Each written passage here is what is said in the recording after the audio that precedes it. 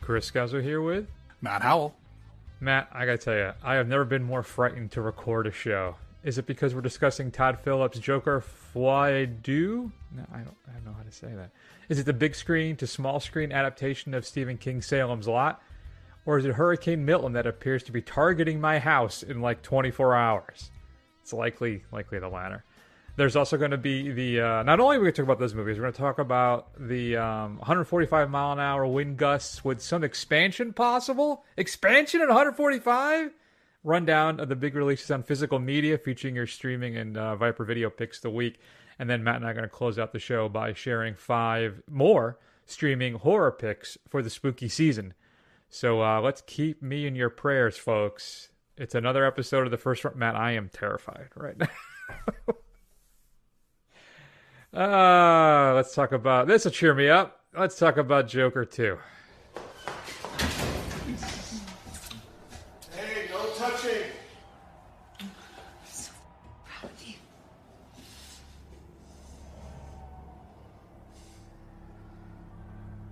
You should see it out there. They're all going crazy for you. You did it. I don't know. Maybe I should read a law book or something. Even though I never went to high school. I said no touching.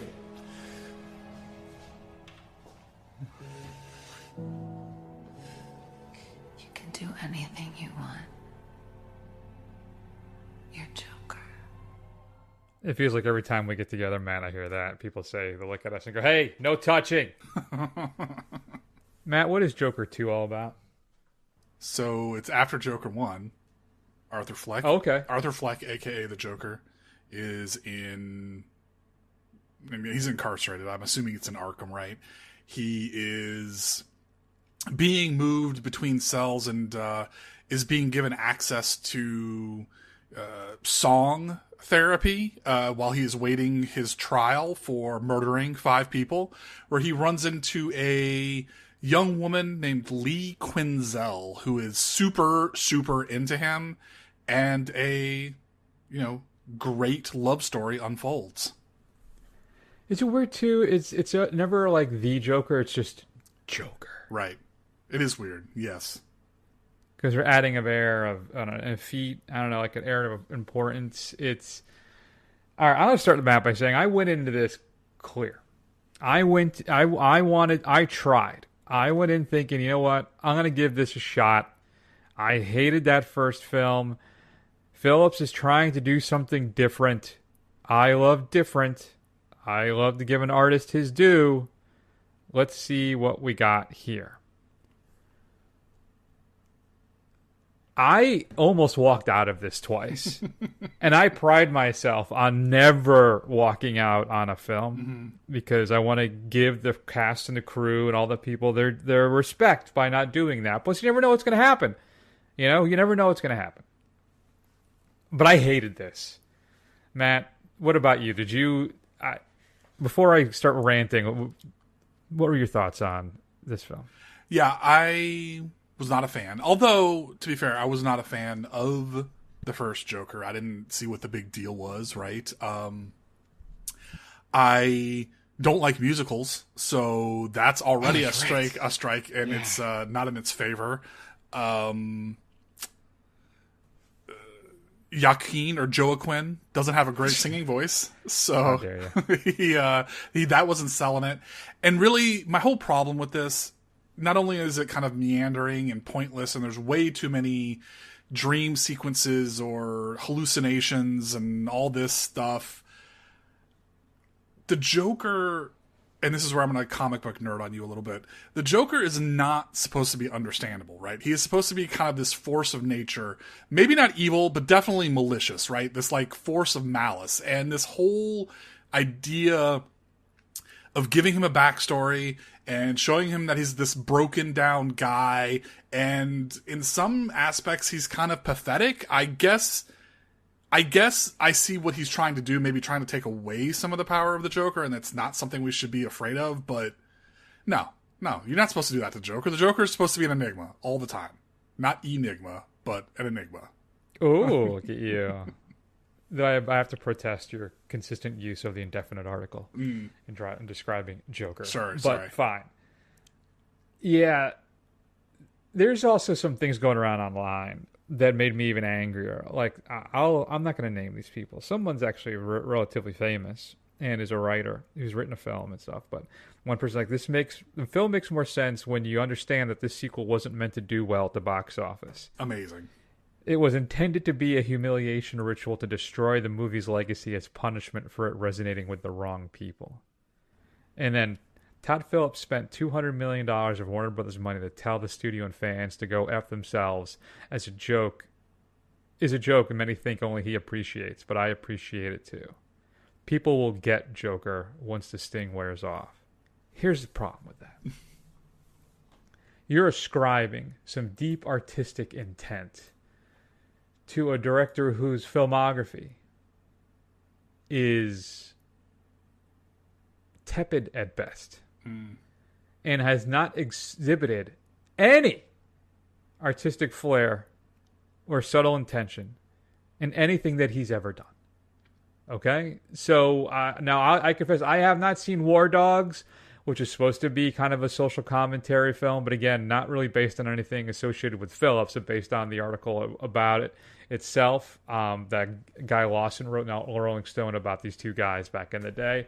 So I haven't seen it, so fine. But then you got The Hangover, Due Date, all three Hangover films, Starsky and Hutch, Old School, Road Trip, and then finally these two Joker films. And if you expect me to believe after watching this film that this man deliberately created a bomb because the wrong people loved it, when any of the subtext and messaging in this film is still in support of that worldview, an anti-establishment failure of the mediocre white man, Matt, like these groups of people are owed something when really the failures of capitalism are only just now catching up with them as the ruling class.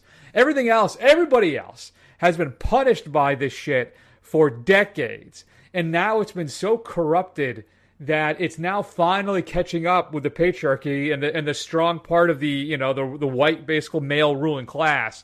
Now all of a sudden it's a problem. And it just infuriated me.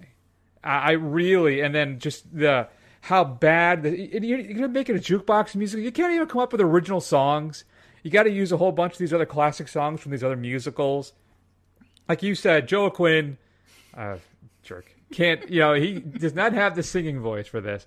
So you're going to bring in Lady Gaga to help maybe add some musical heft to it. But you know what we're going to do? We're going to completely waste her in this film whatsoever. Right? We're just going to have her in here, have a couple scenes, but she just serves as a potential turning point for Joaquin's Joker, if that even happens. Now, I will say there is one scene, one moment of humanity that rung true with me in this entire film. And that's the scene during the trial with Puddles. But the problem is that Phillips, any shred of audacity that Phillips has in this film, he suffocates it in the crib by his own self-importance and him making this grand statement of I don't buy into this crap about this purposefully made to punish people. That's how capitalism works. That's what, Warner Brothers will definitely be on board for something like that. And I have a bunch of other questions and weird things about this film, too, that I don't quite understand. But that's the core of my issue. Talk me off the ledge here, man. I don't know. What do you think? I mean, is one of these things where I can see that interpretation. I can see that someone coming to those conclusions. Now, whether you think Phillips has the wherewithal or the artistic chops to kind of do something like that, the balls, if you will, to do something like that, I have my doubts, right? And I think this is a matter of somebody interacting with a piece of, I hesitate to call it art, but I will say media, that and putting their own spin and their own interpretation on it, and that's completely valid, right? We do that with every book, every movie, every piece of every song we listen to, and that's completely fine. But to kind of espouse it as truth as part of the artist's intent, again using the term artist extremely loosely here, I think is a bridge too far. I think honestly, I don't know if you should be as mad about it as you are. I think it's. I don't know why we would have expected really anything less. I mean, Todd Phillips hasn't really given us anything that's particularly exciting, so it's a footnote. It's going to be a thing that is going to quickly sink to the bottom and be a weird artifact, right? And at the very least, whether he intended it to or not, maybe this will drag on the huge air quotes legacy of the original Joker film, and maybe that'll tarnish it a little bit, right? Let's hope so. I mean, it's cost $2 million to make, supposedly. It pulled in 121. That's got to be global. So when I read that it was like 40 here in the States. Mm-hmm. Yeah, 121 million worldwide. The first one cleared a bill, didn't it? I'm pretty sure. That was one of the things they were really shocked by how well it did. I think it is, over $1 billion. God, I don't understand. That film is bad. All right. So one thing I thought was weird, too, is I'm watching this thing. Is this film presented by the Smoking Council? Mm-hmm. There are people smoking cigarettes in almost every single scene. And I'm trying to capture the time frame. Because I didn't recall, maybe I just blocked it out of my mind. Okay, yeah. So according to Wikipedia, the first film takes place in and around 1983. Okay. So this film is set in the 80s. All right. Because it felt to me it was late 70s. Maybe early 80s, I guess now. I give it a little grace period and push it into the early 80s. So I can cross that off. I still don't know if everybody needs to be smoking all the time, but that's fine. You know what's weird, though? Smoking is making a comeback amongst the youth. Is it really? Yeah. I thought everybody was vaping. I mean, apparently it's on the rise. Jenna Ortega, basically every European star that you ever have seen in any of these young movies or whatever, they're all smokers. Yeah, but they look cool, so it's okay. Well, yeah. I mean, here's the thing. Smoking is terrible for you, and it tastes bad, and it makes you smell bad as someone who was an ex-smoker, but goddamn, I don't care what anybody says. It looks cool. So, that's just the way it is. I never partook. No? Never. I smoked a few cigars when I was in my trying to be cool guy phase, the Daily Wire kind of guy that makes them look manly. It's like this manly projection of what a masculine person does. Yeah. It's all projection. It's all artifice. Mm-hmm. But yeah, I got out of that pretty fast. Yeah. And then, what else? Well, I guess that's about it. Well, nothing makes you look more manly than putting a long, thick phallic thing into your mouth, right? That's true. That's very true. Another thing, too, that I didn't understand. So, Phillips at the end puts in a little capper to Arthur Fleck's legacy and then introduces us to a new character, potentially, who may be, air quotes, the Joker that is Batman's Joker. Right. Now, he's not Heath Ledger Joker, because that's the time frames don't mesh. But it's now that it's a legacy now, right? That people get inspired, and then maybe the next one will be Batman's Joker. So this is all a precursor to I don't know. Get infected by the Joker persona. Well, that's what the Folie is, right? It's when two people share an insanity, psychosis. Yeah, Folie Deux. Thank you. Mm-hmm. No problem. I took Latin and Italian, so that's okay. French is a mystery to me. Mm-hmm. And it's not like one of the romantic languages like German. Right, exactly right. Not related to Latin at all. So that bothered me too. And really, I when the credits came up, I just said, "Fuck off, Todd Phillips." That's what I said. I'm done. So Joker gets an F from me, and I'm ready to move on. Yeah, it's an F film for me. You know what? 2 Fs in a row. We're on a winning streak here. Well, just for you, yeah. Matt gave, and I guess we both kind of gave Megalopolis. We gave an Fs and As, which turned out to be a C for me if I averaged it out. Mm-hmm. But fair. Yeah. I would not be giving this an A for artistic effort. No, well, that's the thing. This one, No, this is like devoid of any. Well, no. I'll say I think the costume design was good. I think the sets looked authentic into the time, and I appreciated that. So I think that worked for me. And that's about it. That's about it. If you have a chance to see Joker, shoot us an email at feedback@thefirstrun.com. Currently in theaters. And that's enough of that. Let's talk about what's coming up on physical media on October 15th.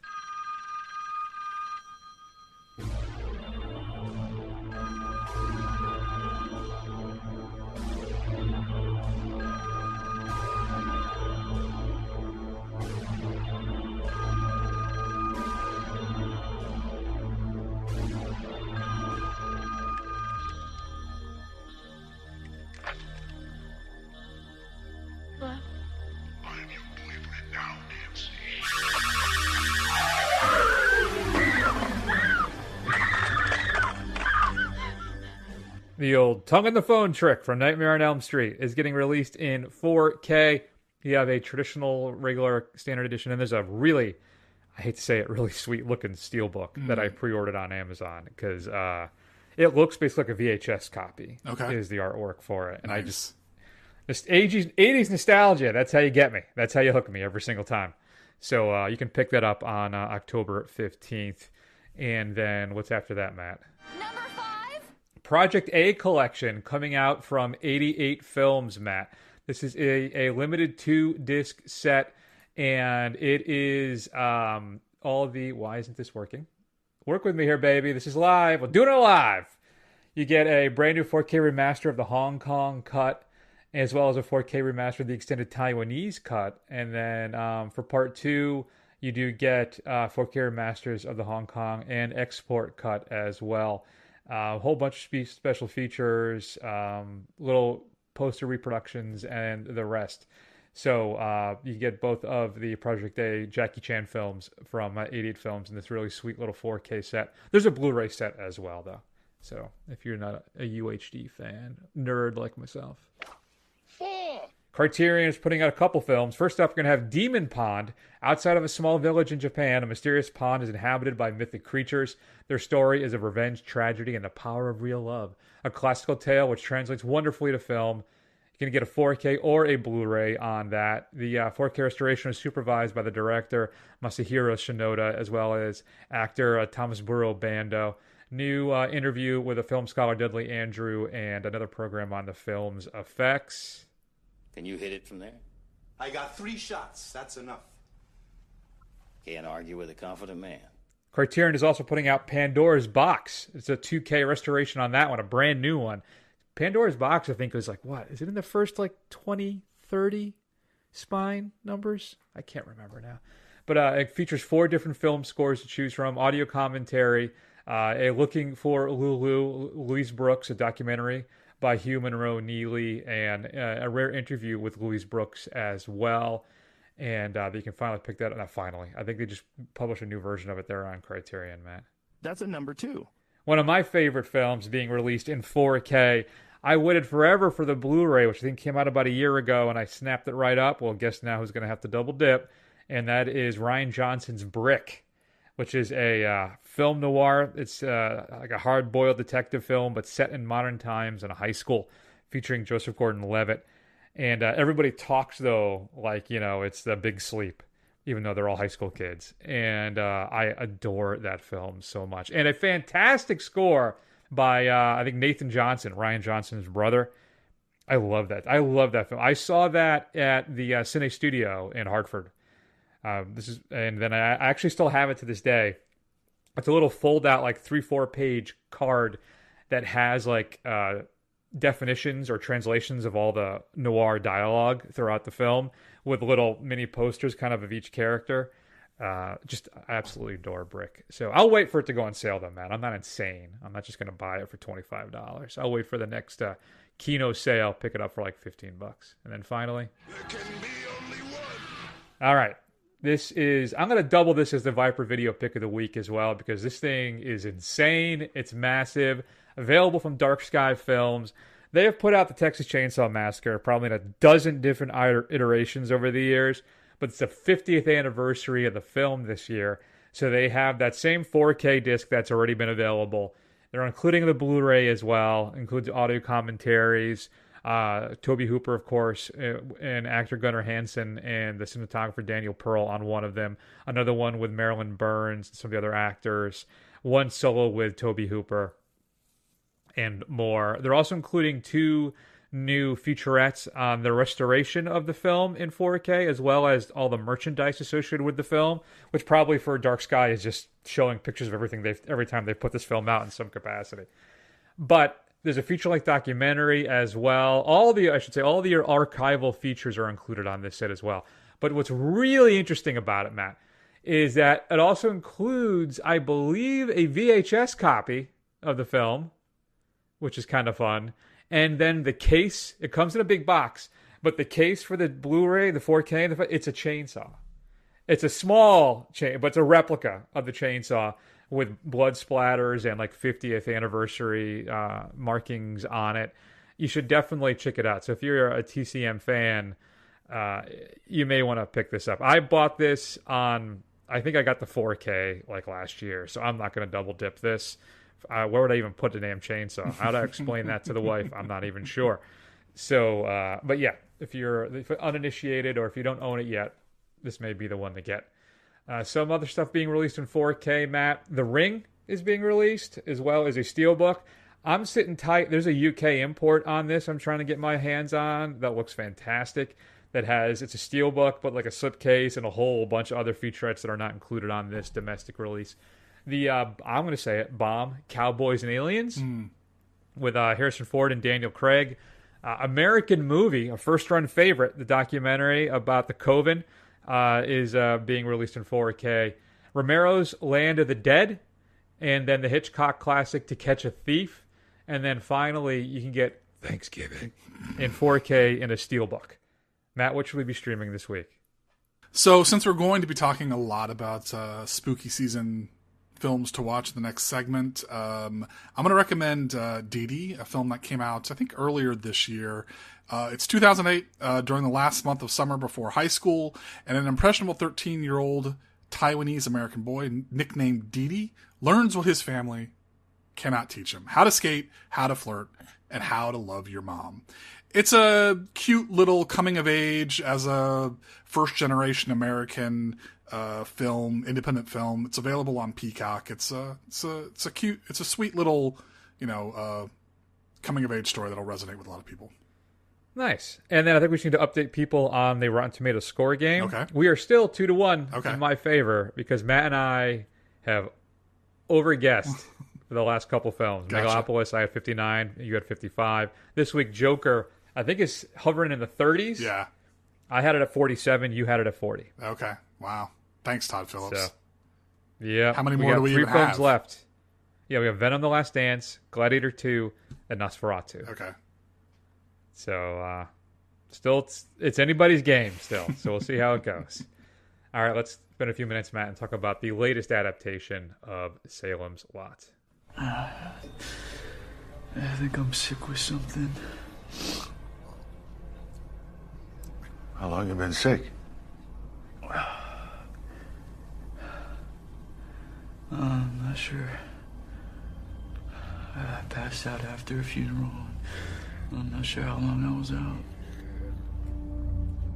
Danny Glick's funeral? I can't remember. You can't remember anything? Even the slightest of details? I remember eyes. Whose eyes? Whose eyes, Matt? Whose eyes?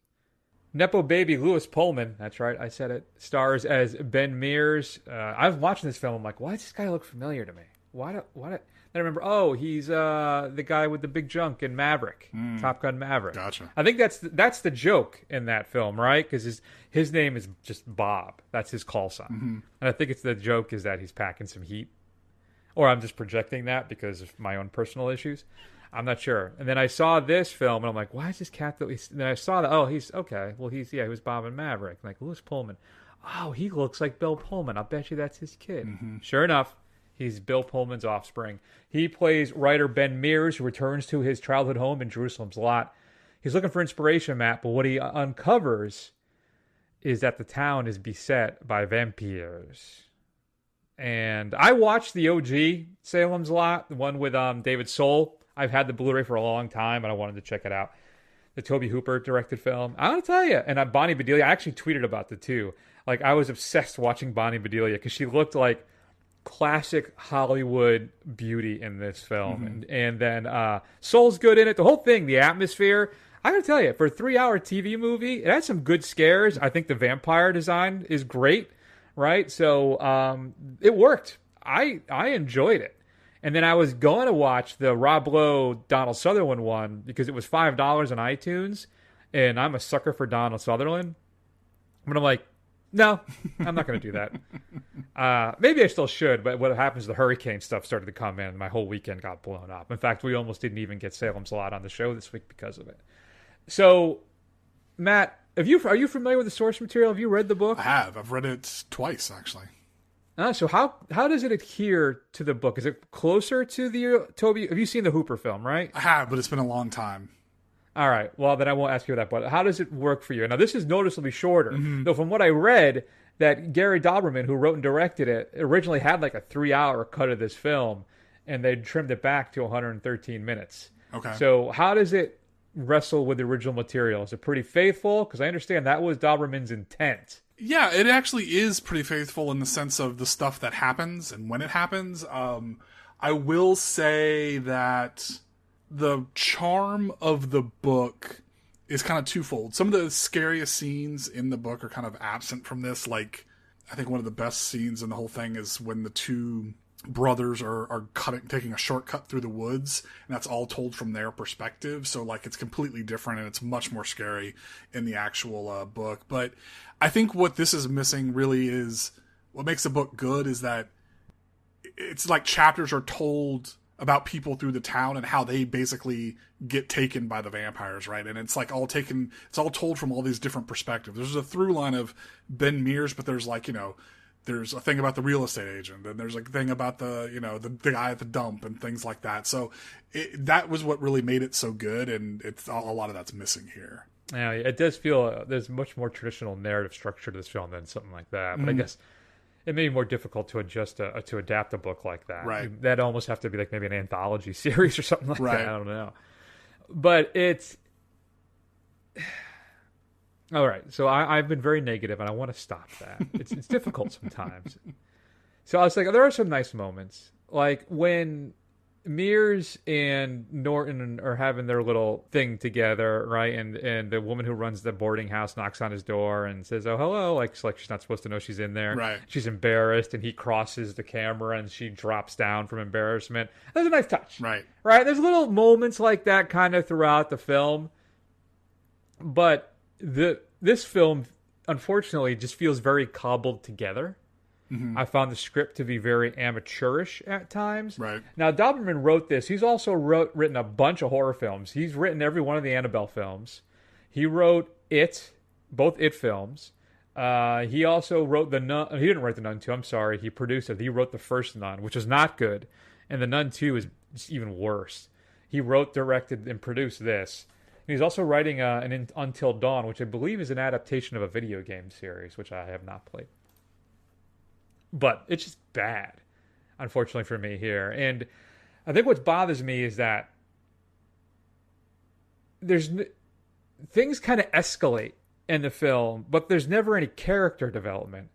It's just, boo, vampires, right? And not much else. I think it has a reasonably respectable body count, but outside of that, it doesn't really work for me in any capacity, right? Like the kid at the window, which is like the most famous scene from at least the original film. Right.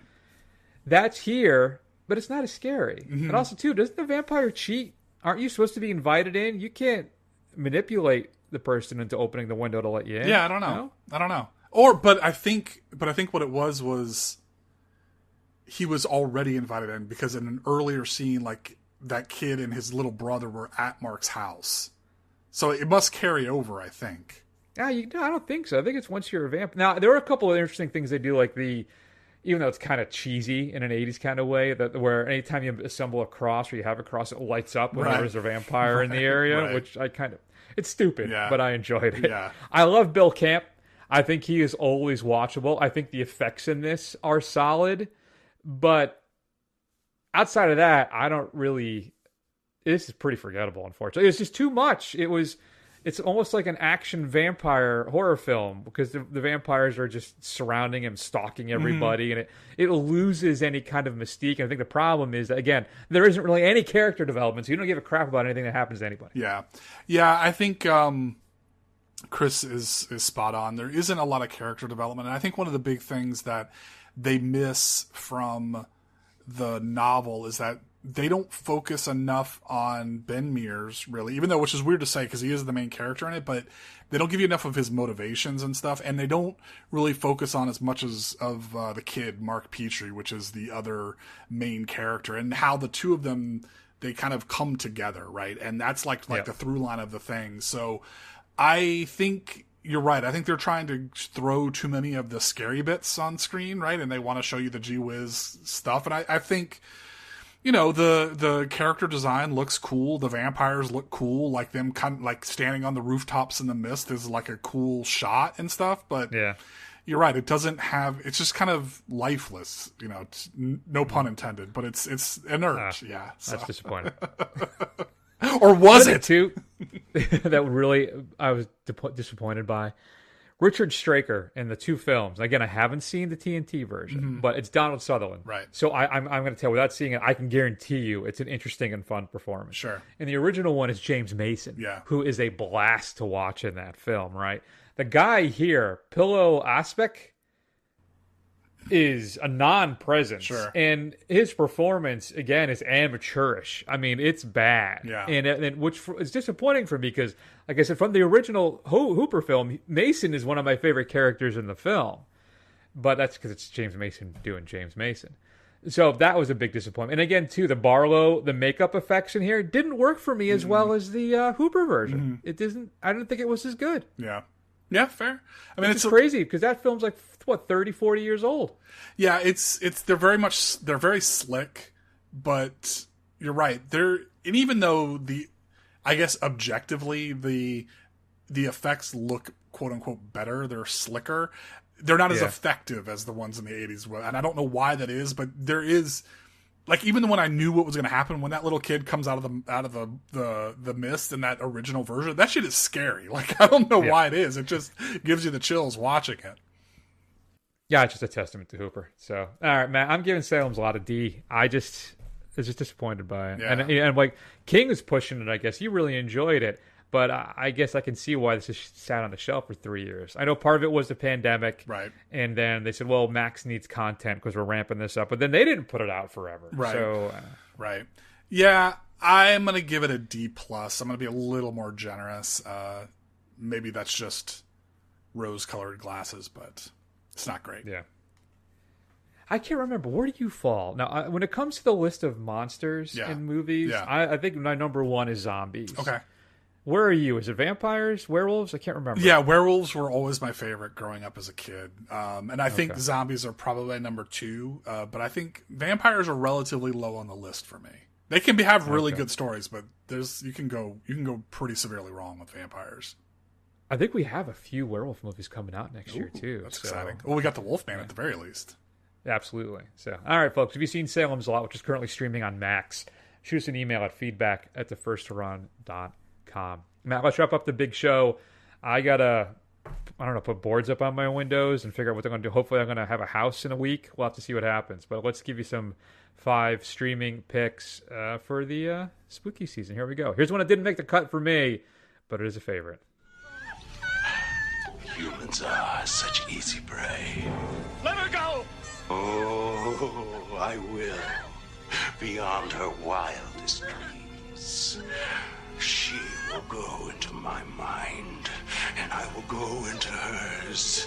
It's the greatest sensual pleasure there is. You never knew pleasure or gave it, only pain.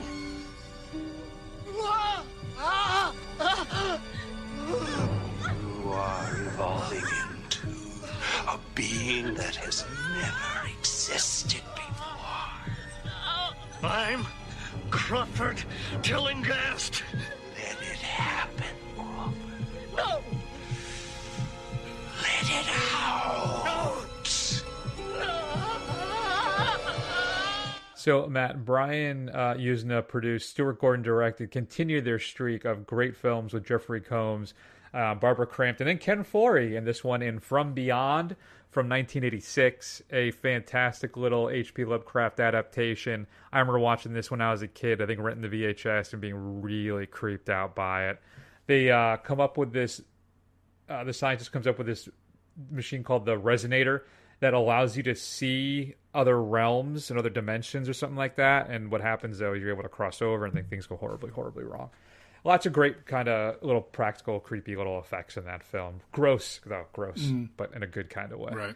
So, yeah, I think From Beyond, I think it's on... Wow, did I catch where it was? I may have dropped the ball on that. I think it's on Prime. Just Google it. I don't know. I can't do all the work for you, folks. Matt, go ahead. Why don't you start us off? And what I did is I actually picked the site. So I got one from Netflix, one from Prime, one from Max, one from Criterion, and one from Shudder. Wow, look at us. So what I did was I picked one from the top 5 streaming sites in order. So Netflix, Prime, Hulu, Max, and Paramount Plus. Those are the 5 biggest streamers. So you should have access to at least one of them. So then my number 5 from Paramount Plus is a film that I love. It's, I think, my only entry from Mr. PG-13 horror himself, Mike Flanagan, and that is Oculus. It is the story about a sister who is trying to kind of vindicate her brother of his of criminal accusations that have been levied against him, and kind of free the name of her mother of some stuff that happened. And there's an antique mirror that makes an appearance that has been running through the through line of the family's history. And I'm just going to leave it at that. But if the idea of a haunted mirror doesn't scare you, as well it shouldn't, somehow this is incredibly effective. Yeah, I still am blown away by the fact that mirror, that the film, again, a haunted mirror, scary. Oh, yes, it is, folks. Yes, it is. So I'll start at number 5, and I'm going to go with Netflix. And I'm going to go with probably one of my favorite creature designs of the past. When did this movie come out? 2017? It's 2024, so we'll say 7 years. One of my favorite creature designs, and that is The Ritual. A bunch of buddies go hiking in Sweden, and they're slowly being stalked by something. And there's also, of course, some other horrible stuff that's happened in between them. Anyway, it's like the Descent, but not in a cave. And but the creature in this film is really interesting and different, and the atmosphere in this film is fantastic as well. So I thought I'd throw The Ritual some love here. Very good. Yeah, The Ritual's a good one. It's a good sleeper pick. That's a little under the radar. I like that. Yeah. All right. So then my number 4 on HBO Max.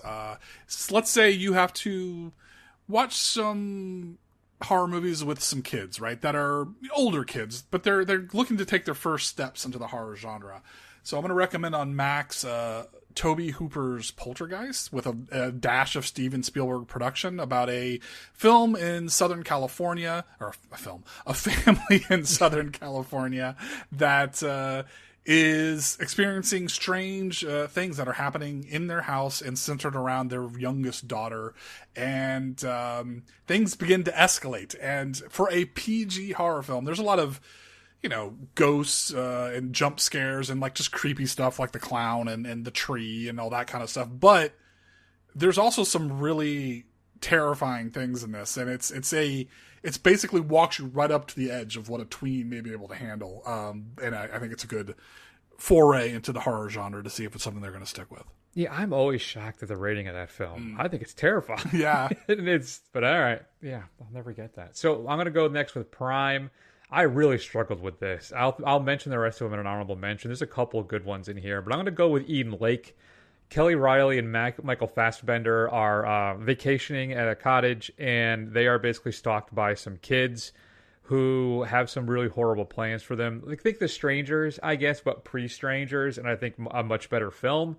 And if you've ever kind of danced around Eden Lake considering to watch it, it is rough, it is cruel, but it is very effective. And that's currently available on Prime. So my number 3 then, available on Hulu, is the remake of The Hills Have Eyes, about a family that goes camping in the desert, and a bunch of inbred, radiated hillbillies come in, terrorize them, and the Wes Craven original is not great. It is not very good at all, but this one is way better than it has any right to be. It is nasty, it's mean, it's scary, it's violent, and the bad guys get some comeuppance, which is always nice to see. Yeah, I think the sequel is not terrible either. If you enjoyed Asia's remake, I think you'll enjoy the sequel. It's not as good, but still, as a B kind of sequel horror film, it's pretty solid. Where am I then? Are we at 2? Yeah. No, 3. 2, 1, 2. I'm at 3. Yeah, you're at 3. Max. Yeah. For me. Okay. And it's going to be, I'm going to mention it every time I can. And that, of course, is from 1977. It's Obayashi's Hausu. One of my all-time favorites, also known as House, is currently, like I said, on Max. And it's about a schoolgirls. One of them her name is Gorgeous. And she has plans for summer vacation with her widowed father, who's a composer. And she and her friends go visit them, and something really weird, and I mean weird, is afoot at the house, particularly with the cat. And it is one of the wildest, funniest, craziest Japanese horror films I've ever seen. It's an all-time favorite for me. When Criterion put that Blu-ray out, I was day one. I walked into the store, I think at Barnes & Noble, and bought it. I was so excited. So it's a trip, folks. It's a little psychedelic horror film from Japan in 1977. So check out Hausu or House on Max. Yeah, that is a wild film. That is a lot to take in. When the piano eats, I just don't want to. Yeah, it's you got to watch it. It's insane. All right, well, I'm going to recommend a more traditional horror film from Amazon Prime, The Last Exorcism, which is the story of a shyster, fraud, con man minister who goes out and gives, these essentially fake exorcisms, has all kinds of, different tricks and things to kind of fool people into parting with their money so that he can give these fake exorcisms. Goes to do one more at from a girl who's supposedly afflicted by being possessed, and he takes a camera crew with him, and it quickly turns out that something supernatural may actually be happening here, and he is way out of his depth. It is an excellent little found footage film. It's just, again, a lot better than it had any right to be. I didn't have high expectations, but it's a lot of fun. Hey, just got an alert. Category 5? Milton is now considered Category 5. Yeah, I got that too. I didn't want to bring it up to your attention a few minutes ago. Ooh, so okay. Next up, I'm going to go with Shudder. And Harley Cookless's Dream Demon, featuring Gemma Redgrave. She is a school teacher. She's about to marry her fiance, but she's tormented by dreams of him killing her, amongst other things. And it is from the mid to late 80s, was 88, yeah. But it's a British film. I watched this, I can't remember how or why. Was it streaming, I think, on Shudder? I can't remember. I watched it, and I absolutely fell in love with the film. The way it blends kind of reality and fantasy between the dreams. The dream nightmare sequences, too, are really cool and interesting, fascinating, beautiful, and terrifying. And it's just a weird kind of British horror film. If you like British horror, kind of trippy a lot of times, but at other times really intense and scary and violent as well. It's I don't know. It really stuck with me. So I'm going to recommend Dream Demon, which is currently on Shudder. So then finally, my recommendation from Netflix, I was going to go with an all-time classic, but I decided to go something maybe a little more underground, or at least a little more lesser known.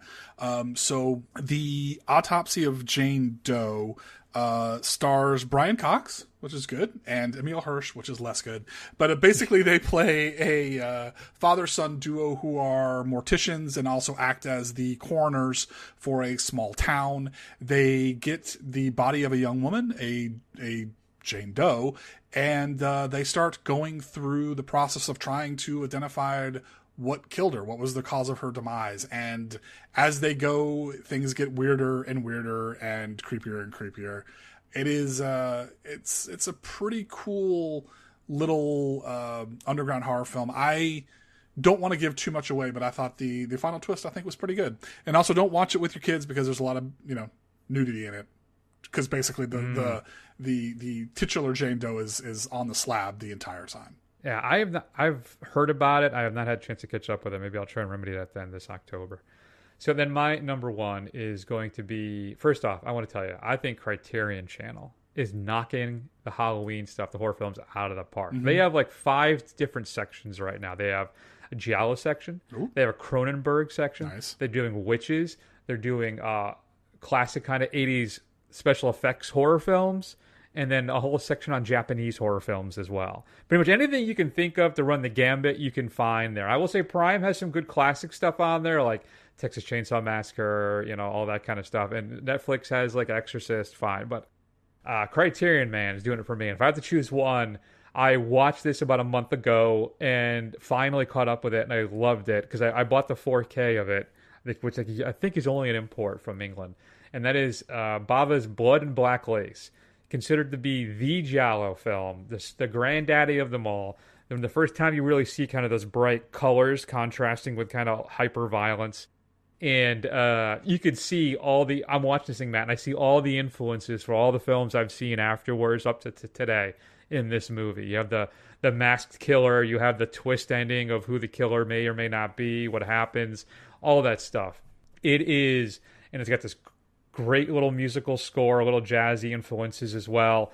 But it is aesthetically, it's a stunning film with some terrifying scenes, and it hooked me. It was one of the few times that I can remember the last year or so where I was on the edge of my seat watching this thing, just soaking in the artistry and the audacity of the film. Mm-hmm. And so that's why Blood and Black Lace is going to be my number one.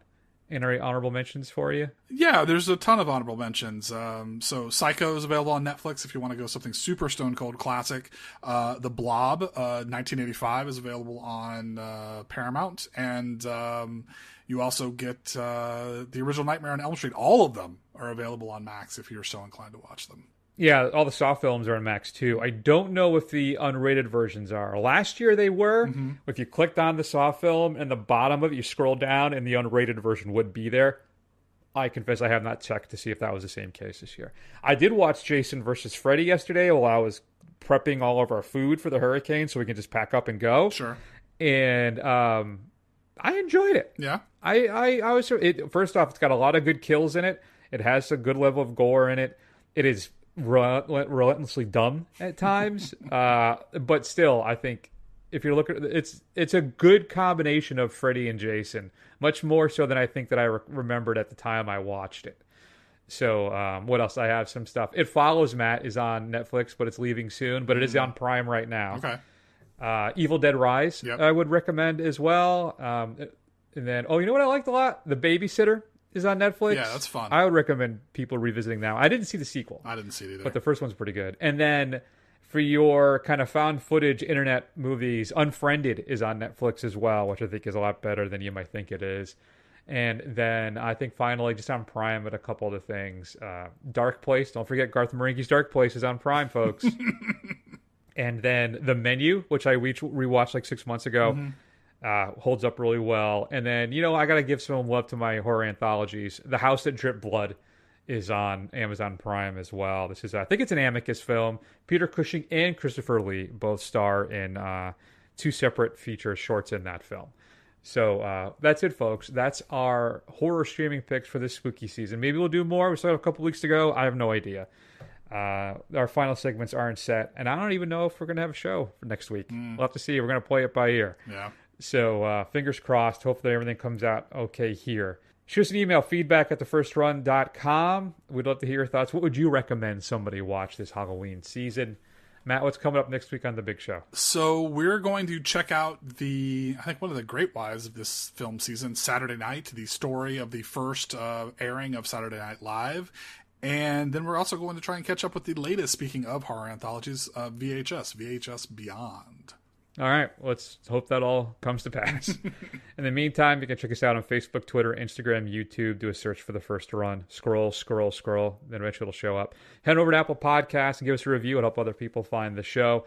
Don't forget to go over to thefirstrun.com. You can have an archive of all the old shows, a report card, and more. And that's it. Enjoy Matt the Stinger this week, which is probably one of my favorite line deliveries in the new Salem's Lot. Just horrible. Absolutely. It's more the dialogue. I think Bill Camp does everything he can with it, but it is rough. And I guess that's it. So take care of yourselves. We love you all very much, and we'll see you as soon as possible. We'll see.